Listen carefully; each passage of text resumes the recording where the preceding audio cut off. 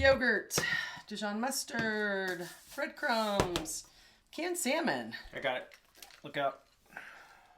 Honey, it's canned salmon. Hey everyone, Maria and John over there from Idaho Mountain Anglers. Fishing is a little slow. It's cold and snowy here in Sun Valley, Idaho. So we're going to bring you some great fish recipes. Today, salmon cakes. Here's a list of ingredients you'll need. So this recipe, super easy, goes really quick. I'm going to start chopping my celery. Now it only calls for one stalk, and I like to make it super small because the salmon cakes aren't going to be that big.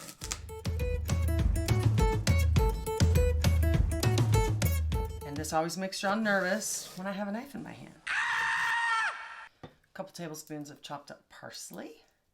It gives. And all these recipes I learned a long time ago just to wing it. Then it calls for one small onion.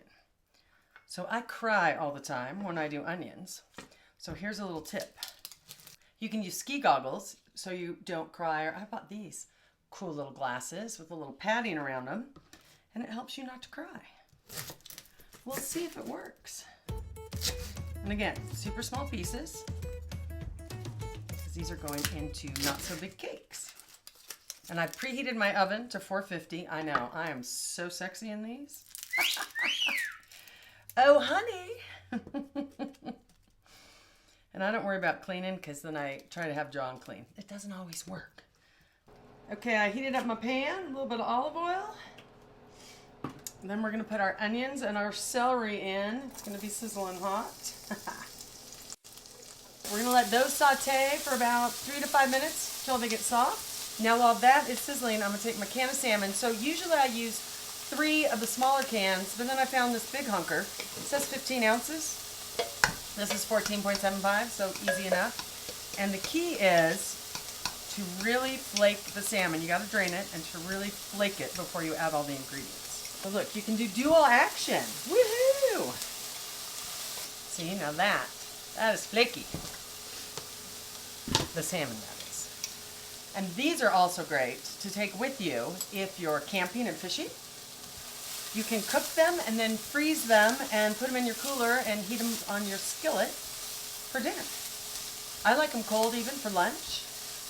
You've seen on a couple of our videos, I actually bring salads when we fish. Yes, I'm a girl. I'm that girl. Okay, my salmon's flaked. My celery and onions look good. We're going to add the parsley to the celery and onion mixture. Turn that off and set that aside to cool down a little. So for the salmon, we're going to add the Dijon mustard. It calls for about 1.5 teaspoons, and then 1 egg, slightly beaten. And you want to give that a good mixing. Okay, now this is where having a brother with a restaurant comes in handy. I know a lot of people have gloves around their house. You got to get in with your hands. And why not get in with your hands and not get them dirty? Thanks, Brother Pete. Okay, so this is cooled off, and what we're going to do next is add the onion mixture into the salmon, and we're going to give that a mix. I like to add the pepper now before the breadcrumbs, because John likes pepper.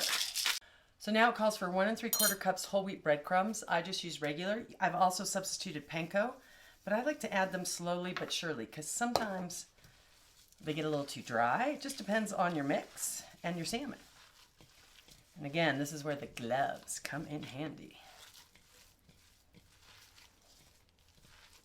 And sometimes I actually have a second egg on standby because I don't like them to fall apart.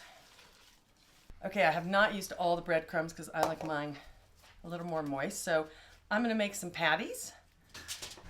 Stick them on a sprayed aluminum foil sheet. That's what they're going to go back in the oven on. But we're going to fry them up on both sides a little bit.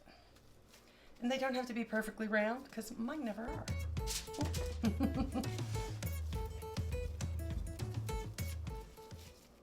Okay, the patties are all made, looking good.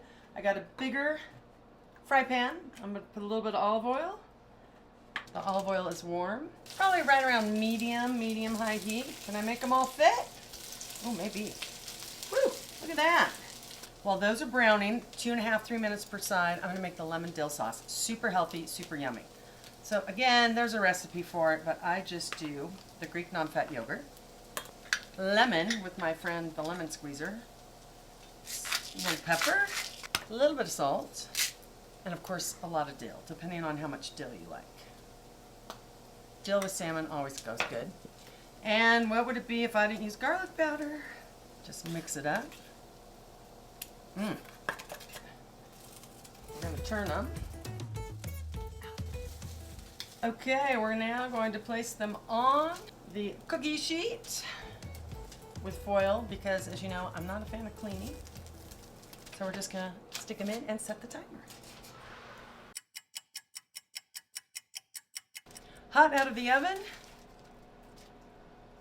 They might not be pretty, but they're good.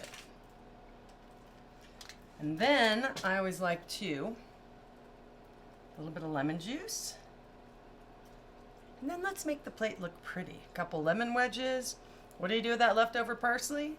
You put it on the plate. And then I like to take a little bit of the sauce too and just drizzle it on top.